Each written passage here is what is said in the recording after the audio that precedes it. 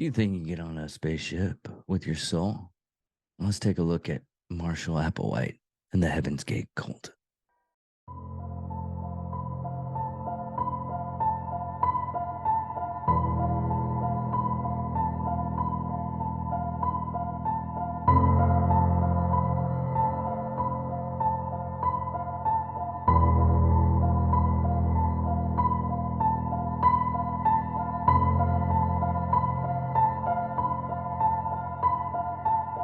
Ladies and gentlemen of all ages, boys and girls, thank you for tuning in to yet another episode of Angry Meat Production.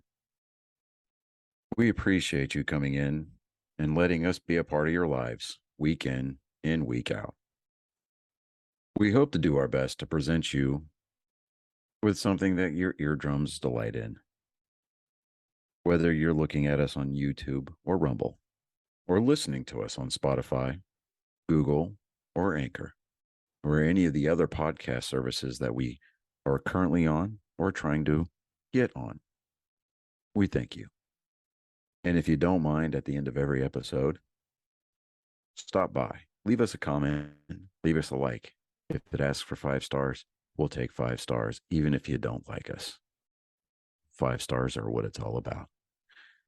With that being said, we hope you enjoy our attempt to make our advocation our vocation.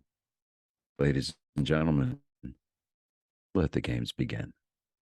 Welcome, Angry Faithful. Today, we're going to talk about Marshall Humphrey Applewhite Jr. Yeah, he also is known as Dew. Well, if you look at the photo of this guy, it's just crazy how he looks. But that's not what we're going to go with. And talking with this guy, we're going to also talk about Heaven's Gate cult. And if you remember back in 97, how that ended up happening, you understand the craziness of this guy. But let's get to it. Marshall Humphrey Applewhite Jr. was born in Spur, Texas in May 17th, 1931. To Marshall Humphrey Applewhite Sr. and his wife, Lois Winfield. He had 3 siblings, son of a Presbyterian minister. Applewhite became very religious as a child. Applewhite attended Corpus Christi High School and Austin College. At the latter school, he was active in several student organizations and was monetarily religious. He earned a bachelor's degree in philosophy in 1952, subsequently enrolled in the Union Presbyterian Seminary to study theology, hoping to become a minister. He married Ann Price around that time and later had 2 children, Mark and Lane. Early in the seminary studies, Applewhite decided to leave the school and pursue a career in music. Why are all the cult leaders and crazies end up becoming musicians? Charles Manson was trying to be a musician. So was what's it called? Jim Jones. Yeah. Jim Jones trying to be a musician. It's kind of weird. Becoming music director of the Presbyterian Church in North Carolina. He was a baritone singer and enjoyed spiritual and music of Handel. That's what it is, Handel. In 1954, Applewhite was drafted in the U.S. Army and served in Austria and in New Mexico as a member of the Armed Signal Corps. What are the Armed Signal Corps? Armed Signal Corps is a branch of the U.S. Army that creates and manages communications and information systems for command and control of combined armed forces. And it was established in 1860. The brainchild of Major our James Myers. Anyways, he left the military in 1956, enrolled in the University of Colorado, where he earned a master's degree in music and focused on musical theater. You know, I have bad speaking terms, but oh well. I'm gonna stumble along. It's gonna be fun. Yeah, I gotta Got a person that says we're dull, so I'm going to try to make it a little bit more hefty. But these things can't really be all too hefty. I don't know. Reading off a script and everything like that, you can't really. You can have a little bit of spontaneity, especially when you read something messed up, like Robert Patterson, the pig farmer killer, and when he used a dildo as a suppressor. But you can look at that episode later. You're with me in the here and the now. Applewhite moved to New York City after that for his career, and in an unsuccessful attempt to become a professional singing career. Upon finishing his education in Colorado, he taught in the University of Alabama. Applewhite lost his position there after pursuing a sexual relationship with a male student. Okay. Uh, it's one of those things it just surprises you. Well, he had a sexual relationship with a male student. That was all left field. Okay. His religious education was likely not supported by the same sex relationship, and he was subsequently frustrated by his sexual desire. He separated from his wife when she learned about the affair in 1965, and they divorced 3 years later. When Applewhite revealed to his parents that he was homosexual, his father rejected him. And that happens. Not that much anymore. Everybody does not care. In 1965, after leaving UA, Applewhite moved to Houston to serve as a chair of music department in University of St. Thomas. His students regarded him as an eager speaker and a stylish dresser. He became a local popular singer, serving as a charcoal director of hold on. I'm gonna have to Stephen Hawking this. If you're new to this, I Stephen Hawking this, which I like to call Stephen Hawking because it's gonna sound like a speaking spell. Episcopal Church and performing a Houston Grand Opera. In Houston, Applewhite was briefly openly gay, but also pursuing a relationship with a young woman who left him under pressure from her family. He was greatly upset of this outcome. He resigned from the University of St. Thomas in 1970, citing depression and other emotional problems. Robert Batch and David Tyler, sociologist who studied Applewhite's group, speculated that departure was promptly by another affair between Applewhite and a student. The president of the university later recalled that Applewhite was often mentally jumbled and disorganized near the end of his employment. 1971, Applewhite briefly moved to New Mexico, where he operated a dissident. What? Oh, a deli. We'll just call it deli. They used a big word. We're just going to use deli because, I'm stupid. He was popular with customers, but decided to return to Texas later that year. Applewhite's father died around the same time. The loss took significant emotional toll on him, causing several depressions. His debt mounted, forcing him to borrow money from friends. Introduction to Nettles and the First Travels. 1972, Applewhite met Bonnie Nettles, a nurse who was interested in biblical prophecy and theology. The two quickly became close friends. He later recalled that he felt like he had known her for a long time. Concluded that they had met in a past life. Nettles told Applewhite their meeting had been foretold by extraterrestrials. I guess this is where the whole cult thing starts. Pursuing him as a divine assignment. By that time, he had begun investigating alternates and traditional Christian doctrine, including astrological. Applewhite had begun to live with Nettles. Nettle isn't. It's a simple thing. Stephen Hawking, help me out. Nettles. Although he cohabitated, their relationship was nothing sexual. Fulfilling his long time wish to have a deep and loving yet platonic relationship. Nettles was married with 4 children, but after she became close to Applewhite, her husband divorced her and she lost custody of her children. Applewhite permanently broke off contact with his family as well. He saw Nettles as his soulmate, and some of his acquaintances later recalled that she had been a strong influence on him.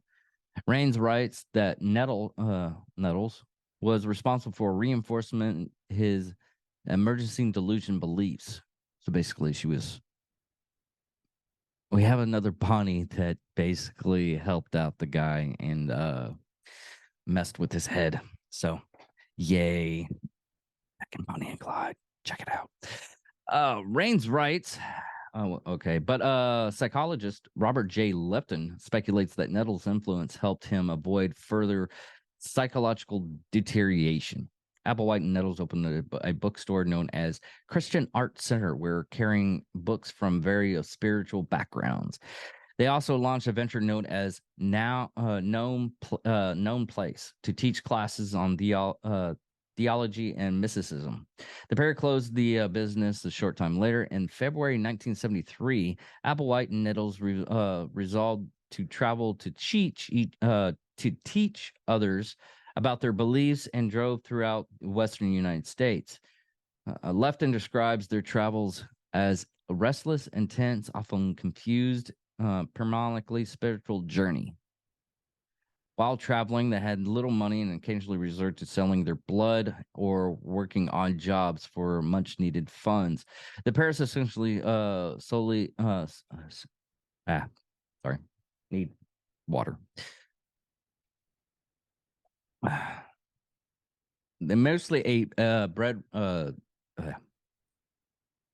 They mostly. The Paris essentially solely on bedrolls at time. Okay, they slept and camped out.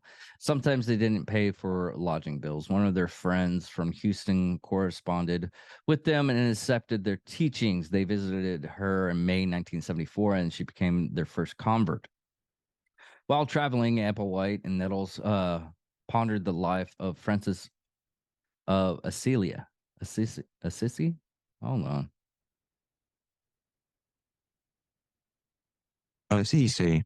Assisi, who was better known for was a Italian mystic and Catholic friar who founded Franciscans. He was inspired to lead a life of poverty and as a preacher, and read works by authors including Haley Belaski, R.D. Linning, and Richard Birch. They kept a King James Version Bible with them and studied several passages from the New Testament, focusing on teaching about Christiology. Sorry. Ascendance. Well, Stephen Hawking's going to help us out with this one. Asceticism. Asceticism and eschatology. Asceticism is absence from sensual pleasures, often the purpose of pursuing spiritual goals.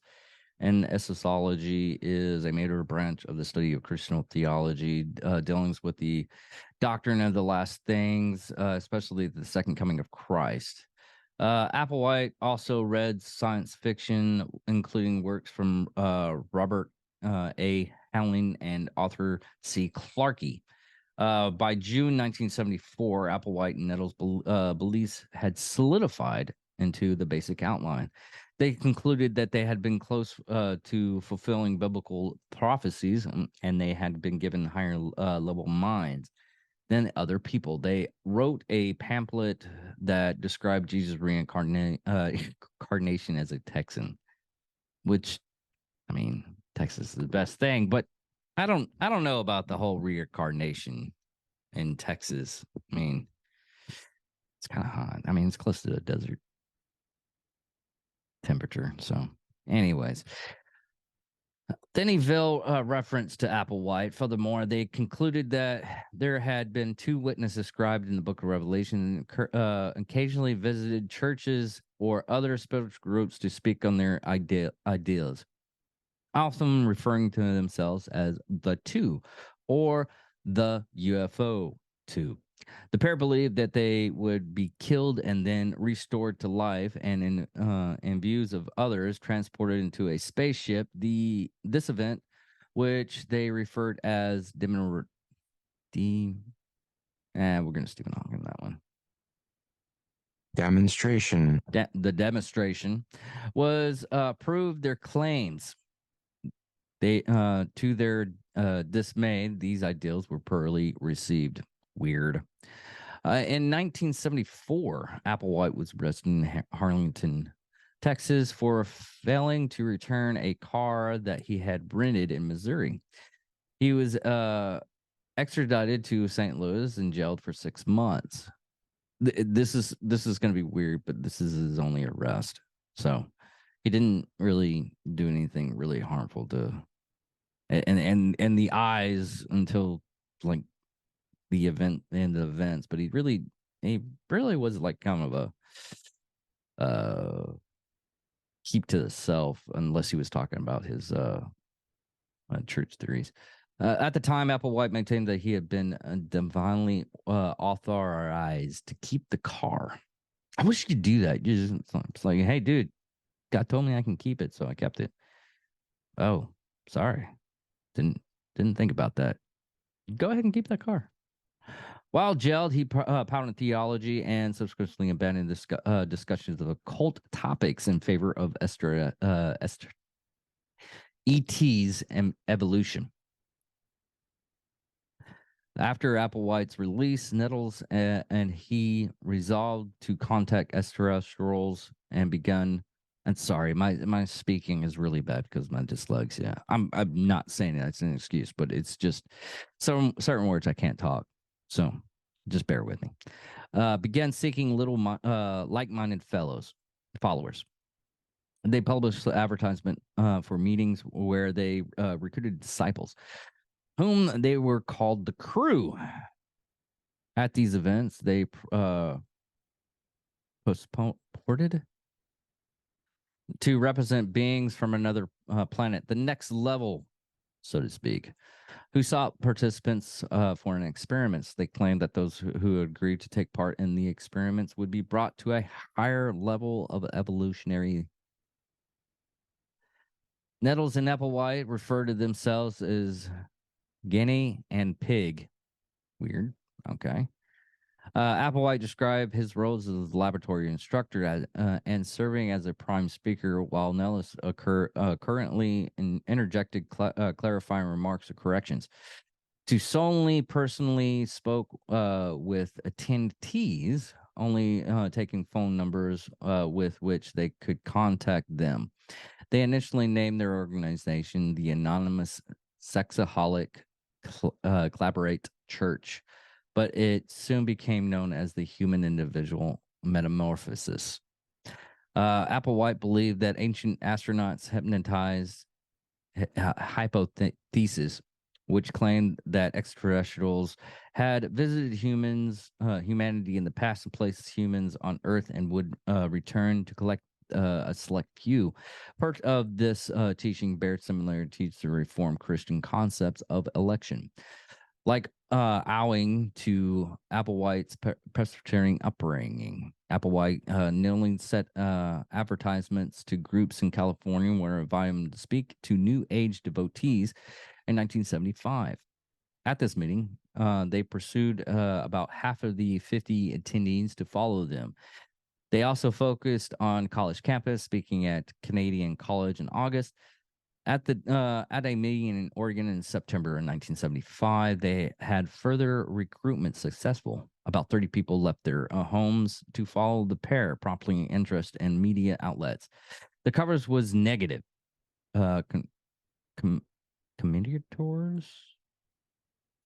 Commentators.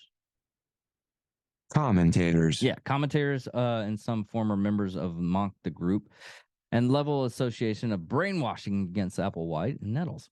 Brinching Taylor stated that Applewhite and Nettles ensued pressure tactics, seeking only devoted followers. Benjamin E. Zeller, an academic who studied new religions, noted that Applewhite and Nettles' teachings focus on civility through individual growth, and seeing that it's similar to currents in the era of New Age movement. Likewise, the importance of personal choice was also emphasized. Applewhite and Nellis denied connection to the New Age movement, which, if you remember, the New Age movement was basically a range of spiritual and religious practice beliefs that grew in the Western society during the 1970s. Basically meditation, other stuff. And that's the reason why we have a lot of cults in the 70s. They just grew up on that stuff and didn't stop until like if you look back, a lot of the cult stuff started big in the 1970s. There's still cults and everything like that, but it more or less grew in the 70s because everybody was wanting something new.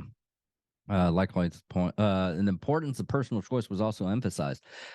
Applewhite and Nellis denied connection to the New Age movement.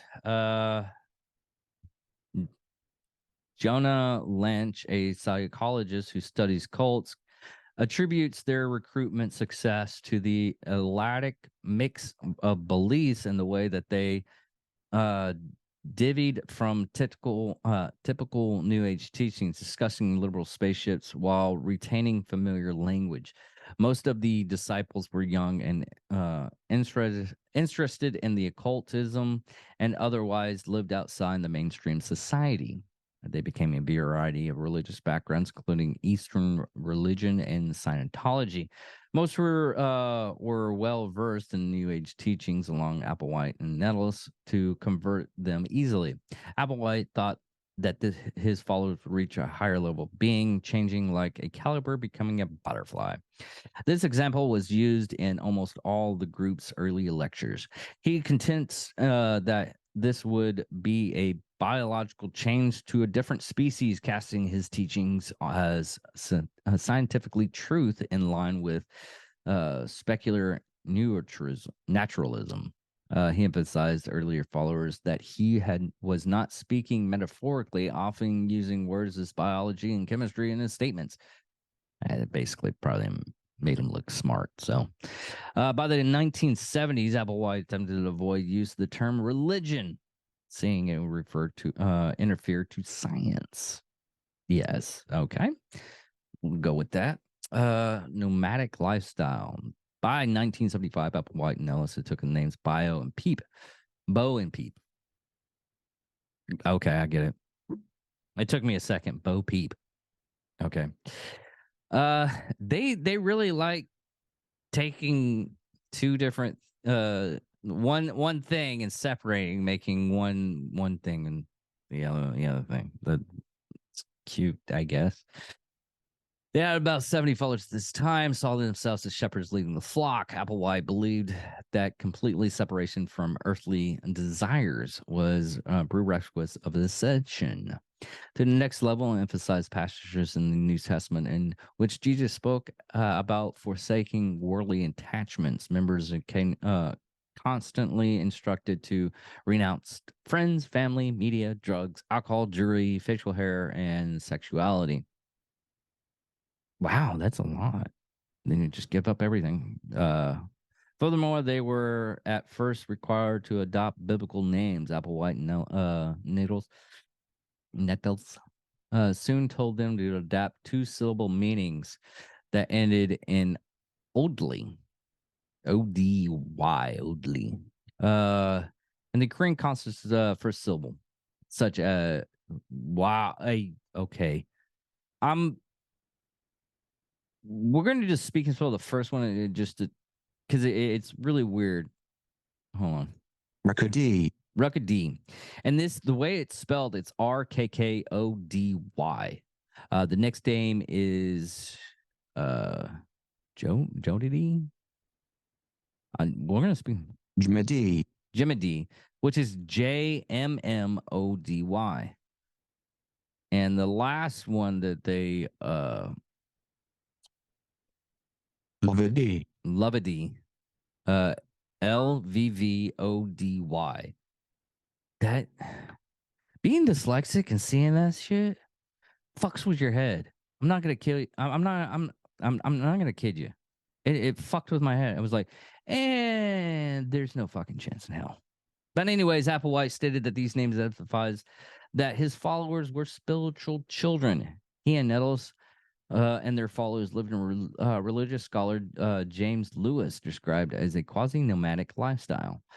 They usually stayed at remote campgrounds, did not speak about their beliefs. Applewhite and Nellis ceased having public meetings by April 1965 and spent little time teaching doctrine to their converts.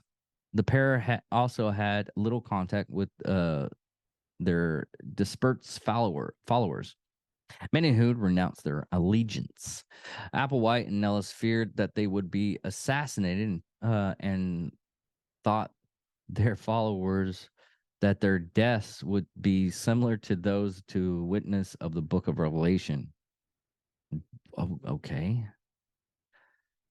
See, crazy people think weird shit. No one probably even thought about them. Blanche and Taylor believed that Applewhite's prison experience and earlier rejection by audiences contributed to this fear. He spent 6 months in jail. Jesus. Okay. Sometimes it's small steps that help you out.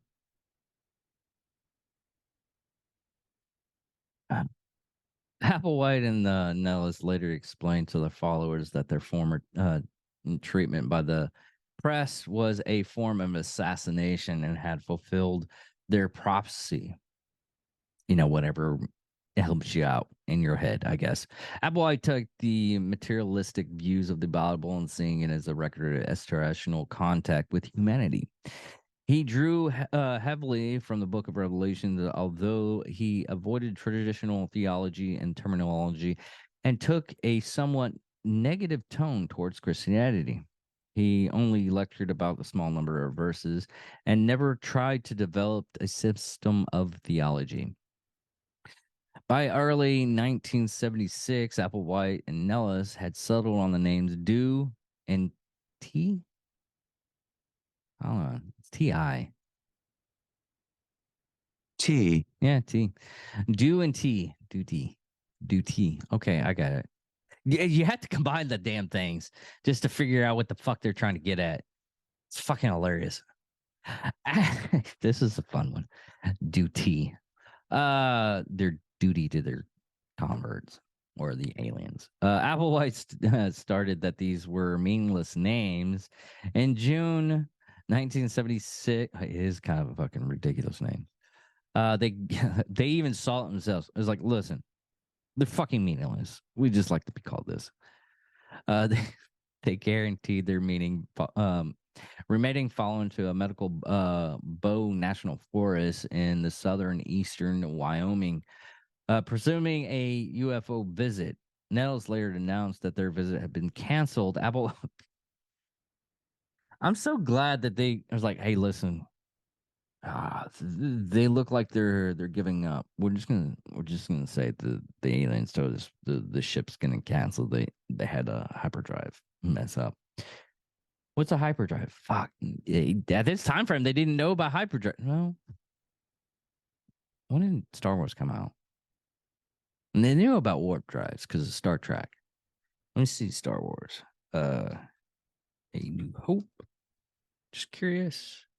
1977. So yeah, this time frame, they didn't know about hyperdrives. So we'll call it warp drives. We'll give it warp drives. I have to. So sad. Applewhite and Nellis then split their followers in small groups, which they referred as star clusters from 1976 and 1979. Okay. I'm going to put a pause on the from 1976 to 1979. And how do you. I understand, like, trying to convince doomsday cults and everything like that. And these are how cults form up.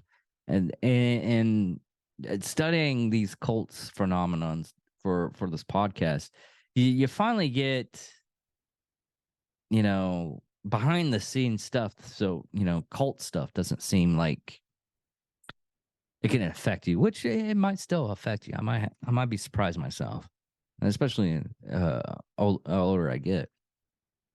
But it just becomes very weird. And it's like, hey, the ship's canceled. Sorry, I knew about this. I knew this is gonna happen. It's because of Steve over there. Yeah, we're gonna separate Steve and the other group, and hopefully we see hopefully we separate you into star clusters. They'll figure you out, and boom, ship. But anyways, from 1976 to 1979, the group lived in campgrounds, usually in the Rocky Mountains or in Texas. Applewhite and Nellis began to place greater demands on their followers, henceforth losing structured lives, which improved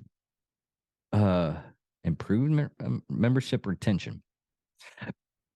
They technically communicated with their disciples in writings, although through assistance. Increasingly, their emphasis that they were the only source of the truth, the idea that members could receive individual revelations, were rejected in an attempt to prevent division of people. Applewhite also sought to prevent close friendship among his followers. This is cult MO. Basically, you get it to where your followers can't talk, they can't formulate ideas within the group, and then they go against their leader. And Hill Kid, this guy, did the same thing. A lot of the other cults do the same thing. So if someone's telling you, like, I don't know, left and right groups from political establishment, that you can't talk to these people and everything and form a bigger bond, it's a cult. Just realize that. And a lot of people, most of my ideas are, I guess they're right-leaning, looking at the factors and everything like that. But I bounce around both sides. But I don't like the idea that you can't talk to another person about their beliefs and see if you can form some kind of connection with them. We're these animals that connect with each other through our ideology or debating our ideology. We can be different people, but still work together and help betterment of mankind. But anyways, fearing this could lead to insubordination, he and Nellis insisted that the followers practice what they refer to flexibility, strictly obedience to their often shifting requests. The two leaders limited the group's contact with those outside the movement, even some of whom had been interested in joining, obviously, to prevent inflation in hostile parties. In practice, this made their followers completely dependent upon them. Applewhite instructed his disciples to be like children or pets, and their submission, they're solely responsible to obey their leaders. Members are encouraged to constantly seek Applewhite's advice and often ask themselves what their leaders would do when making a decision. To his followers, he did not seem dictatorial. Many of them found him laid back and fatherly. In his 2000 study of the group, Winston Davis stated that Applewhite mastered the fine art of religious entertainment, nothing that many of his disciples seemed to enjoyed their service. Noting that many of his disciples seemingly enjoyed the service, Applewhite organized seemingly occult rituals that were intended to instill a sense of discipline in his followers. He referred to these tasks as games. He also watched science fiction television programs with the rest of the group. Rather than issue direct commands, he attempted to express his preference and normally offered his a disciple a choice. He emphasized that students were free to disobey if they choose, in which Lanch dubbed a illusion of a choice. Yeah, I've heard about that. I think I had to do a little bit more study on that. Housing and control. In the 1970s, the group received large sums of money, possibly an inheritance of a member or donation of followers' income. This capital was used to rent tents, initially in Denver and later in Dallas. Applewhite and Nellis had about 40 followers then and lived in 2 or 3 houses. The leaders usually had their own house. The group was secretly about their lifestyle, covering their windows and blocking out any kind of looky-loos. Applewhite and Nellis arranged their followers' lifestyles as a boot camp that would prepare them for the next level, referring to their house as a craft. Still on the spaceship references and sci-fi.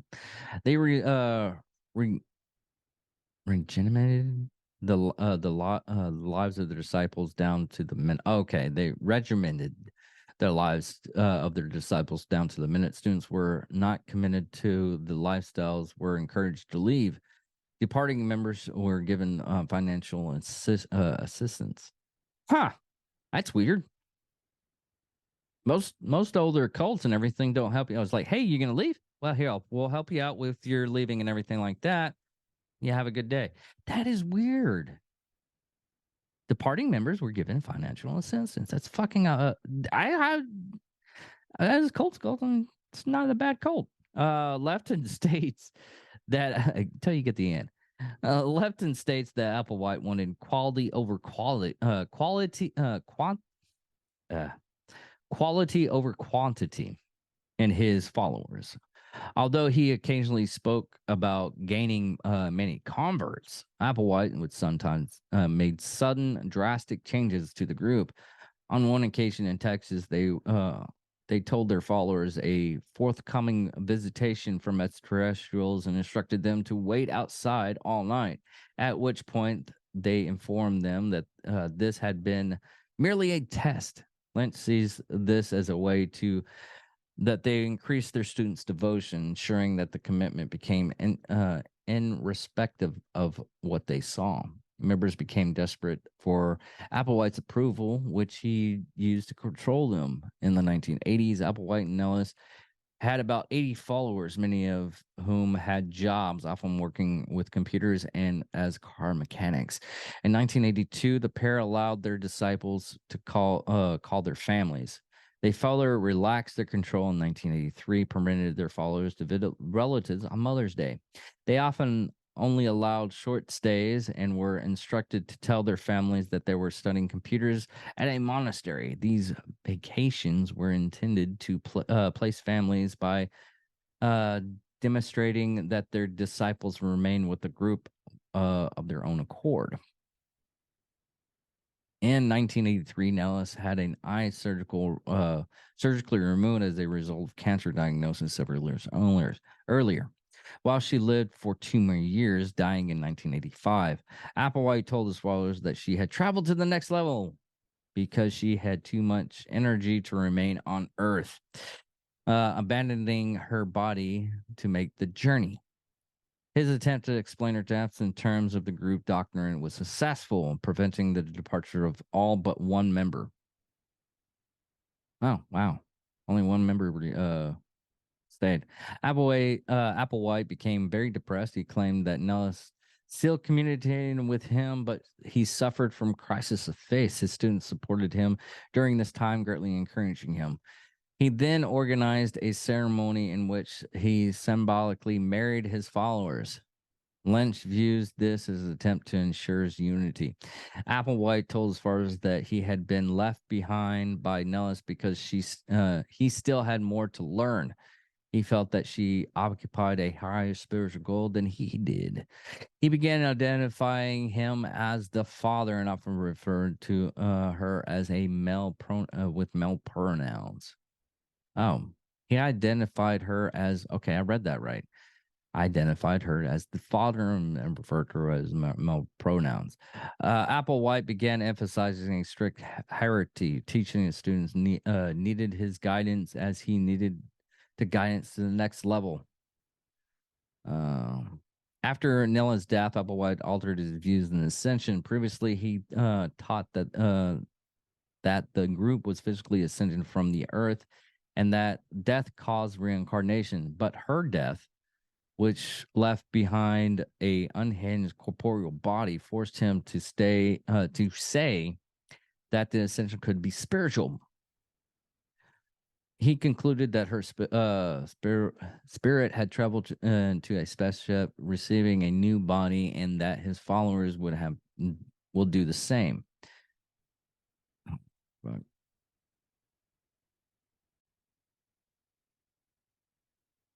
He concluded that her spiritual travels through space, received a body with the followers, and he would do the same.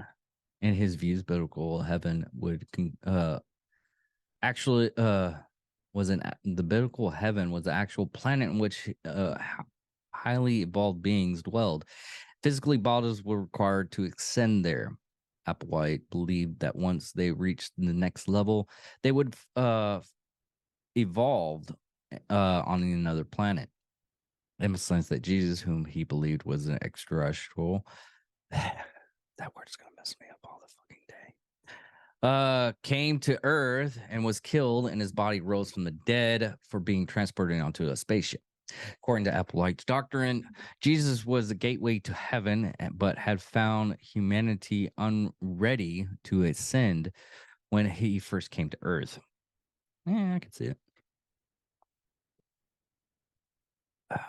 Applewhite talked that he has a walk-in, a concept of which he gained popularity in the New Age movement during the 1970s. Walk-ins were said to be higher beings who took control of adult bodies, teaching humanity.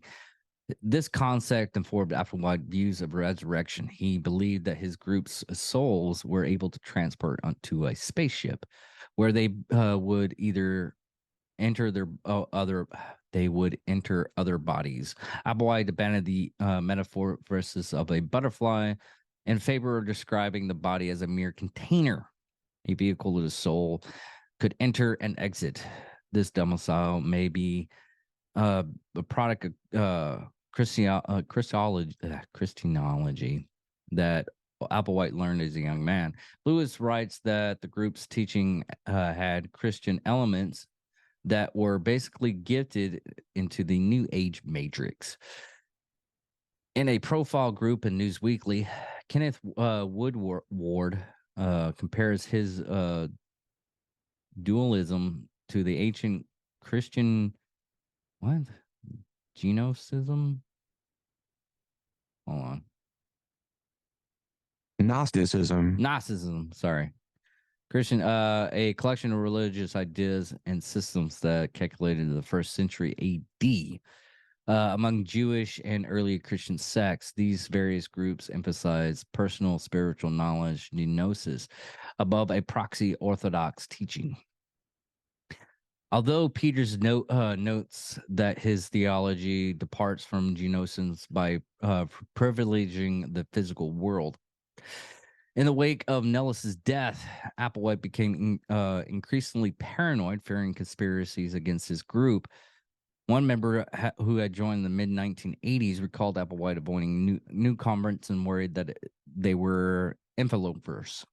A fear of a government raid on their home spoke highly of the Jewish defenders of Mossad, an ancient Israel who showed total resistance to the Roman Empire. Is that how Mossad is the ancient function in the southern district of Israel, stationed in the top of an isolated rock?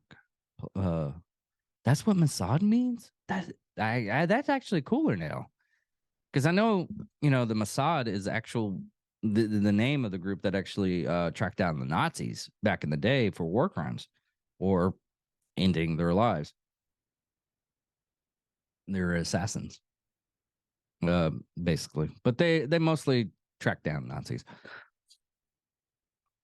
He began discussing the apocalypse, comparing the Earth as an overgrowing garden and has recycled and reboot, and humanity was a failed experiment. In accordance to the garden metaphor, he stated the Earth would be spaded under. Woodward noted that Applegate's teaching about the Earth's recycling is similar to the cycle perspective of time found in Buddhism. Applewhite also used New Age concept, but he offered. Hold on, I got sidetracked. But he differed from the movement by participating that apocalypse rather than utopia changes the control. He speculated cities' sexual urges and as the works of Lucifer. In addition, he stated that evil extraterrestrials, whom he referred to as Lucifer. God damn, making new words. I hate people making new words and then you have to pronounce them. Luciferians. Luciferians. I can't even say it. It's fucking hilarious. Luciferians sought to thwart his mission. Basically, the lizard people are coming to take over from another dimension. Yeah, that's the thing. He argued that many that's a thing of thinking. That's not an actual thing. That's not something I actually believe, just to let you in on check out fucking Alex Jones for that shit. It's so fucking hilarious. He argued that many prominent morals teachers and advocates of political correctness were actual Luciferian. That word is killing me. Luciferians. We'll just go with that. This theme emerged in 1988 as a possible response to lurid alien abduct. Is that lurid? Lurid. Yeah, lurid alien abduction stories that were proliferating at the time. Basically, there was a lot of alien abductions at the time. A lot of people started coming out with alien abductions at that time frame. Actually, it was a little bit sooner. It was like in the 1960s, but they went with the Roswell stuff. But anyways, in the late 1980s, the group kept a low profile. Few people knew if it still existed. In 1988, they mailed a document to details their beliefs to various New Age groups. The mailing contained information about their history and advised people to read several books in which the primary focus was Christianity, history, and UFOs. You know, I wonder if this is where they got the ancient alien stuff from the TV.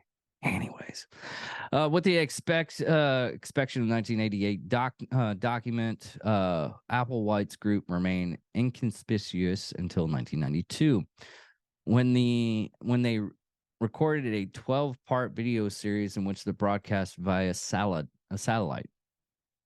This series echoed many of the teachings of the 1988 update, although it has introduced a universal mind of which its hearers could take part.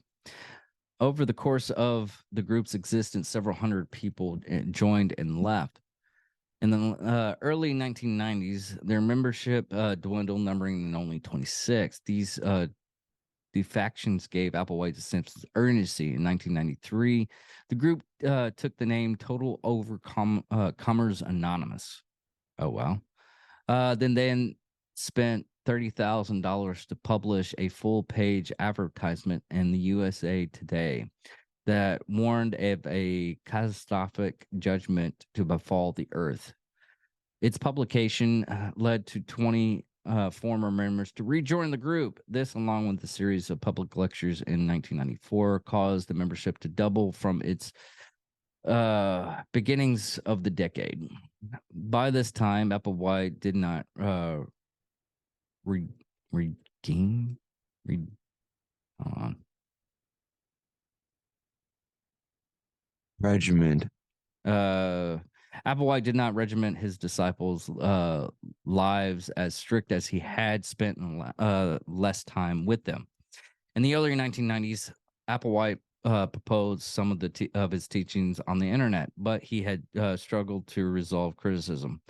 That year, he first spoke of the possibility of suicide as a way to reach the next level.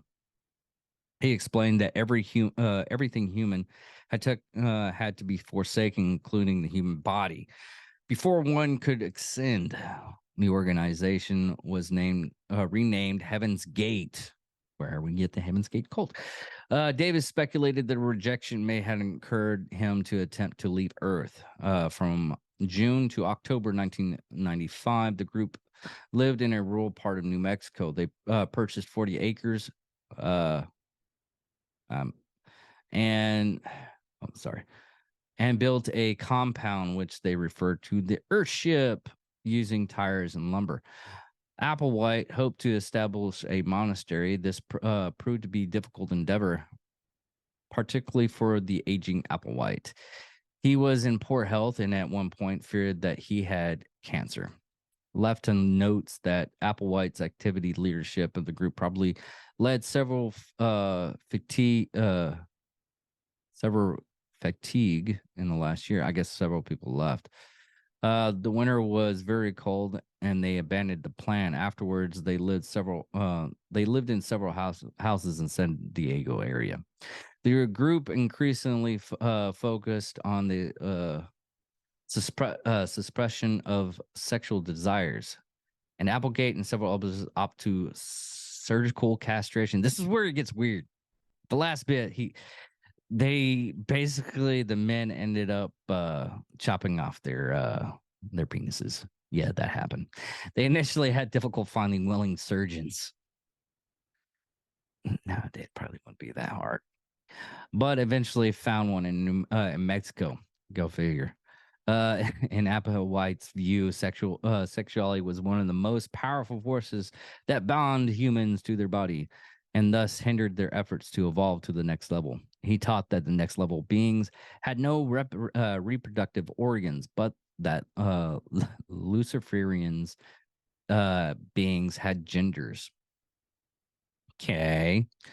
He also cited a verse in the New Testament that said that there would not be marriages in heaven. In addition, he required members to adopt similar clothing and haircuts, possibly reinforcing that they were all non-sexual family.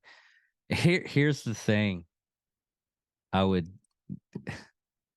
had this thought like yesterday when I started reviewing this and going over some of the stuff and taking notes. One of the things that prompted me when I got to this part, I was like, dude, could you imagine going up to heaven and then you're supposedly what, that you've been married for like 40, 60 years, goes up there and he's like, hey, I love seeing you again and everything. Oh, but this woman is my soulmate and she's more attractive. I'm gonna go with her. And you just get like cock blocked in heaven. That was my thought. I don't know why, but that was my thought.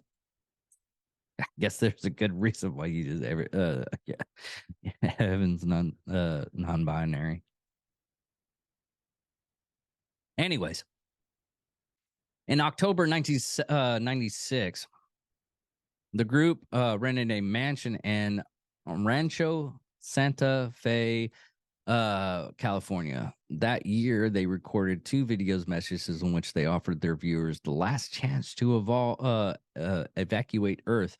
Around the same time, they learned the approaching of Halley's Boop comet. Halley Boop? I thought it was called Halley's Comet. Hold on. That messes with my head. I thought it was just Halley's Comet. Halley Boop. I guess it's Halley Boop. Bop. I guess it's not Halley's Comet. It's the bright and tragic comet of 90s. Halley Bop.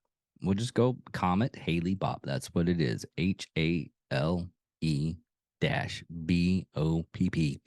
what it says in the report. So Applewhite now believed that Nellis was aboard the spaceship trailing the comet, and that she planned to re-device with get back with them on the spaceship. Fucking with words. He told his followers that the vessel was transported them to a distant planet, and that the government conspiracy was attempting to suppress word of the craft behind the ship, where you can't really see anything. That's where the spaceship is. In addition, he stated that his deceased followers would be taken to the vessel as well, a belief that resembled the Christian rapture doctrine. How he learned of the comet, or why he believed that it was a comet to the extraterrestrials, or why he should have believed the dead Nellis would be there, would be with them, is unknown. In late March 1997, this is when it all happens, the group isolated themselves and recorded farewell statements. Many members praised Applewhite in their final message. Davis describes their remarks as rigorous of Dew's gospel. Do it. Applewhite recorded a video shortly before his death in which he terms the suicides the final exit of the group, and remarks, "We do, in all honesty, hate this world." Okay. Lewis speculates that Applewhite settled on suicide because he said that the group would ascend during his lifetime, so approaching a successor was unfeasible. That's kind of fucked up. That's really fucked up. Hey, nobody can be the leader, so we're all going to die together. That's my take on it. Fuck that. Religious scholars Catherine Welsberg proposed that the suicides began on March 22nd. Most members took barbiturates and alcohol, then placed bags over their heads. They wore Nike shoes and black uniforms, with patches that read "Heaven's Gate Away Team." The bags that contained a few dollars and a form of identification were placed beside their bodies. The deaths occurred over 3 days. Applewhite was one of the last 4 to die. 3 assistants helped him commit suicide. They killed themselves. An anonymous tip led the sheriff's department and searched the mansion. There, they found 39 bodies on March 26th. It was a large group suicide involving U.S. citizens. It's one of the largest suicides involving U.S. citizens since the massacre suicide of 913 in Jonestown in 1978. Jonestown, Jim Jones. That's that one. We already covered that one. Applewhite's body was found seated on the bed of the mansion's master bedroom. Medical examiners determined that his fears of cancer had been unfulfilled, but he suffered from coronary atrophy. This is a pattern of the disease arthritis in which the walls of the arteries developed abnormalities called lesions. These lesions may lead to narrow due the buildup of authorizing plaque. A onset there was usually no symptoms, but if they develop symptoms. Okay, wow. So he was dying. The death provoked a medical circus, and Applewhite's face was featured on the cover of Time, Newsweekly, in April 7th. His final message was widely broadcast. Huge urban of Ohio State University describes his appearance in the video as wide-eyed and rather alarming.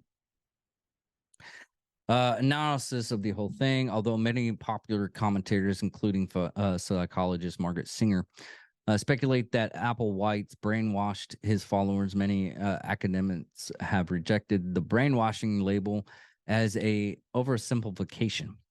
That does not express the nuance of the process by which the followers were influenced. They were brainwashed. it might be oversimplification, but that's what it was. They were brainwashed to believe this stuff. Lance speculates that they were willing to follow Applewhite in suicide because they had become totally dependent upon him, hence were poorly suited for life in his absence. Davis attributes Applewhite's success in convincing his followers to commit suicide to two factors. He isolated them socially and cultivated an attitude of completely religious obedience in them. Applewhite's students had made a long-term commitment to him, and Blanchard and Taylor infer that this is why his inner participants of events apprehend coherence to them. Most of the dead have been members for about 20 years, although there were a few recent converts. Lewis argues that Applewhite effectively controlled his followers by packaging his teaching in familiar terms. Well, yeah, that's how you get cult following. Urban writes that Applegate's life displays the intense aberration of alienation shared by many individuals lost in the late 20th century capitalist society. He notes that Applewhite's condemnments commentary culture bears similar to those of Jean Blanchard, who was a fun sociology philosopher and poet with interest in cultural studies. He is best known for analyzing of media, commentary, culture, and technical communication, as well as formation of concepts such as hyperreality. And Berger wrote about diverse subjects at the times, particularly their shared nihilist views. Nihilist. Nihilist views. I'm curious, what is nihilist? That's a big word. That's a big word for me. Nihilist meaning. There we go. Is the belief that all values are based and that nothing can be known or communicated. Wow. Okay. Urban posted that Applewhite found no way other than suicide to escape the society that surrounded him, and states that death offered him a way to escape the endless cycle of seduction and consumption. But he, while converting the suicide, several media outlets focused on Applewhite's sexuality.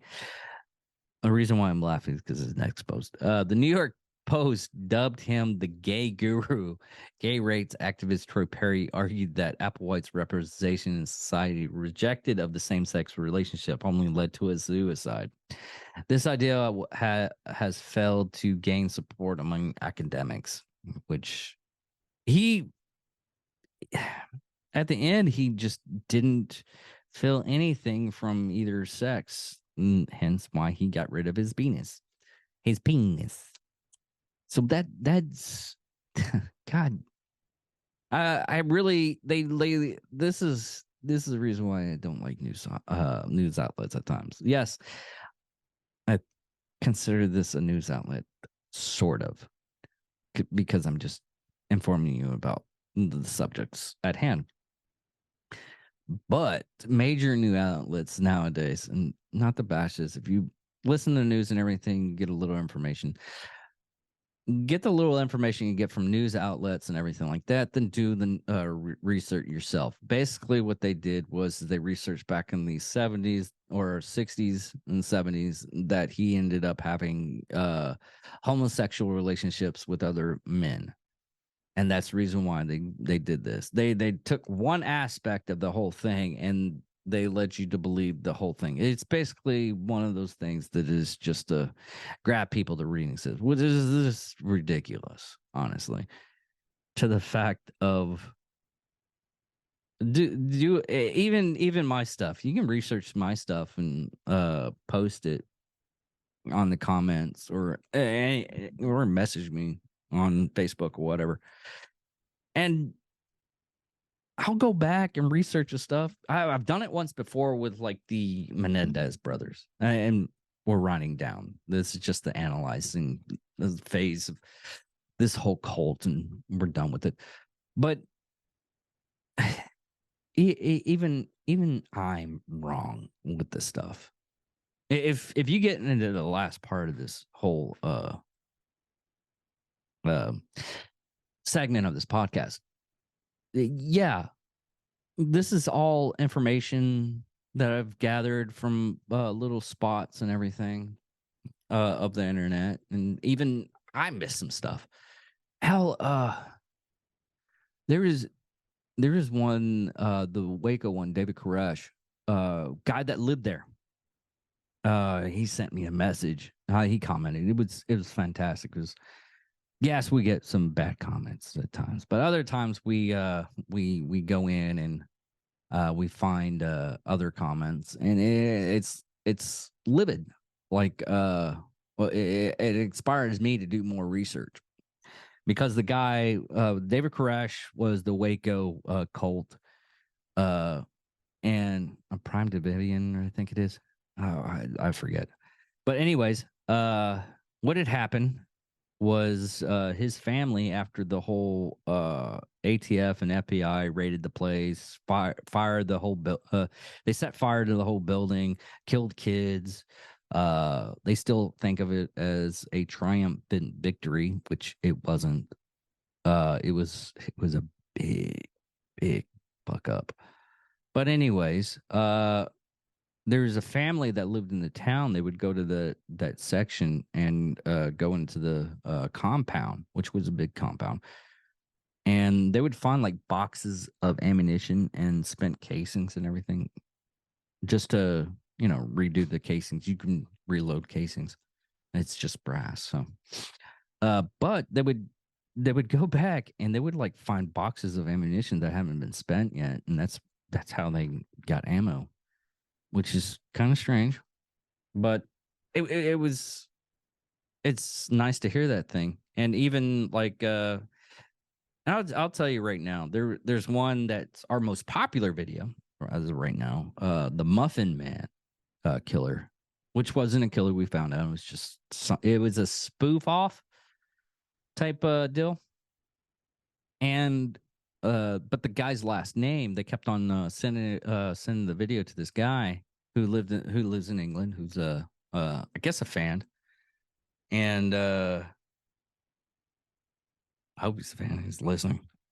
And give me a shout out every once in a while in the comments or something like that. I'd love to hear from you again. Hell, I'd love to interview on the idea that your family could be connected to a serial killer, but it wasn't. It was all fake. But anyways, I love those kind of comments. It was like, hey, there is one where with our first one, Vicky Dawn Jackson, and there's people that lived in Nacona, Texas, that remember that time frame and what had happened, and they some of them are like, listen, she was fucking nuts. We always felt that she was off. It's the reason why she didn't really have that many friends. And it was just, and even with people that talk to me about that stuff, it's a conversation opener. Maybe you can make a friend with that. Anyways, that's about it with the Heaven's Gate cult and Marshall Applewhite. Thank you all for listening. Thank you for all watching. Comment and give bad ones. I don't care. I usually just give you good comments after a bad comment. It was like, hey, we'll try. I have one. I think it was what was it? I'll look it up real quick. There was one comment on one of our. I think it was the what you call it, Muffin Man one that has the most views. It's really weird. Let me see here. Oh yeah, Princess Laura25 commented, such dull people. I find someone that can tell the story better. I'll find someone that tells the story better. Okay. Good on you. But I wrote back, thank you. We will work on it. And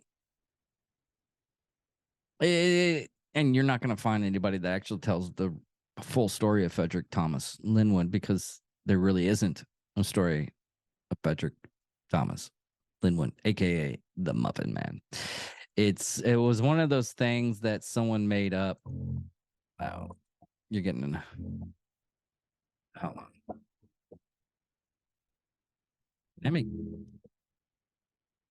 There we go.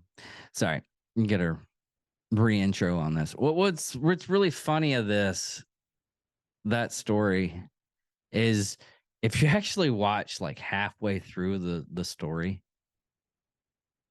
not even halfway, I think it was like 15 to 20 minutes, we started like questioning it, what we were finding, the documents that we were finding.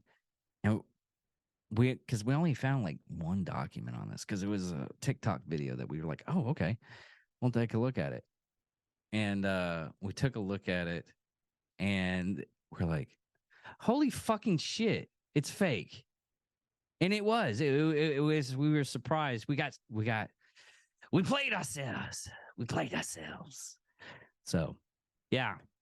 But like I said, comment, have fun with this. This is just a fun thing that we're doing. We love doing it.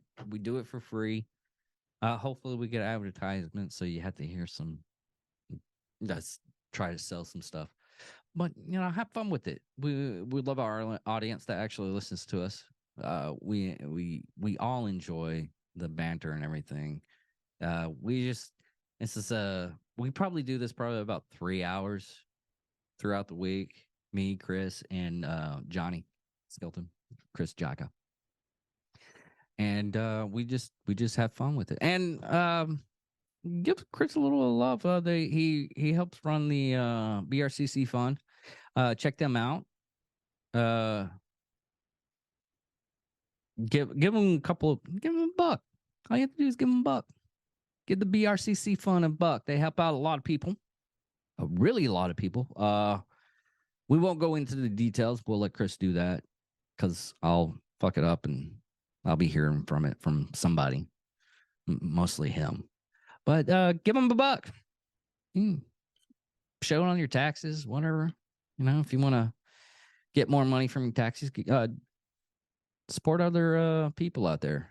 And if it's the BRCC fund is not your cake and everything like that, go support some other people. Other people need your help. I mean, like this group. I mean, they probably left they literally left their families in the dust. But those families got to survive, and they don't know why they did what they did. But there's some people out there that need a helping hand. So be that hand. Love you guys. Talk to y'all later. Goodbye.